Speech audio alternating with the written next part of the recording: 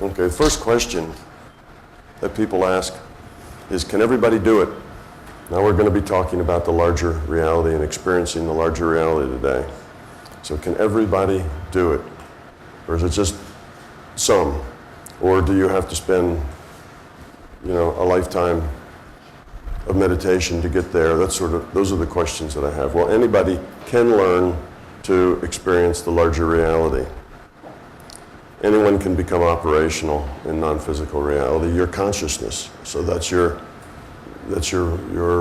birthright, if you will, as consciousness. Then again, yes, theoretically, anybody can learn to play the piano. Anybody can learn to be a brain surgeon or design a computer chip or whatever.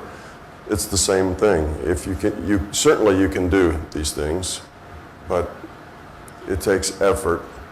It takes a certain amount of dedication to do it. And as we talked about before, it takes getting things in the right order.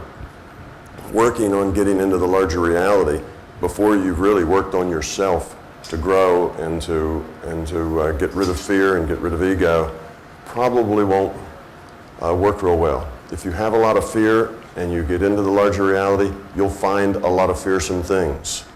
You'll end up with scary experiences. So you have to get rid of that fear first. And if you have a lot of ego and you get into the larger reality, you will basically be working with that ego. So you need to get rid of those things first. Otherwise, your adventure in the larger reality isn't going to be nearly what you'd like it to be. It won't be so productive. So getting ready is most important.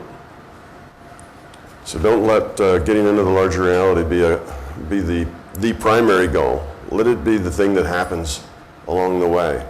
Okay, so how do you go about it? Start with meditation. And the reason we start with meditation, when I use the word meditation, that covers a whole host of things. All sorts of things can come under the heading of meditation. Sitting quietly can be meditation. You can use your breath. Some schools focus on their breath, some on a word or a sound called a mantra. Some people just like to play music. Some like to do nothing at all, just sit there.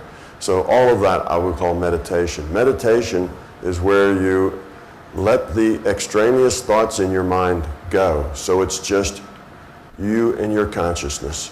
That's all that is existing for you. You let the background go. You let all your sensory input go. You just are consciousness. Okay, that is a really good meditation when you can do that. In the beginning, meditation is difficult because people keep having thoughts. Their mind is very, very busy. Let those thoughts go. Meditation cannot be forced. You have to let it happen. If you try to force meditation, you'll just force it away. Those are incompatible. This has to be something that is natural. Okay. You have to explore and experiment. If you're going to get around in a larger reality, you have to experiment. Otherwise, you'll never know what you're experiencing is outside of you or made up inside of you. Now, in one respect, it doesn't matter if what is happening is valuable to you. Obviously, working inside your own head can be very valuable for you too. It's not that if it's inside of you that it's not valuable. Whatever your experiences are, if you're learning from them and growing from them, don't worry about where they come from. Okay, just use them. Eventually, you will want to probably discover whether or not it is inside or outside. That takes time. It's not something you're going to do right away, and it's a big mistake to try to judge and be critical of what you're doing, and is it right? Am I doing this right? Is this a real experience?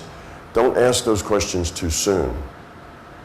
You need to spend months and months with your meditation, with your experience in a larger reality, and you may not even know whether you're in a larger reality for a while. You see, it's a very difficult thing to understand. It's like you don't know until you're there, and you're never sure whether you're there or not. So You just have to keep after it. If you get your intellect involved too soon, you sit down and you meditate once or twice or even for a month and you say, okay, what am I doing? And is this right? And is this real? Am I doing it right? That's too soon. That'll get in the way. Just keep going. Those answers will come with time. Okay, there's no magic pill, no magic process. Some people take drugs in order to get into the larger reality system. That's a very bad idea.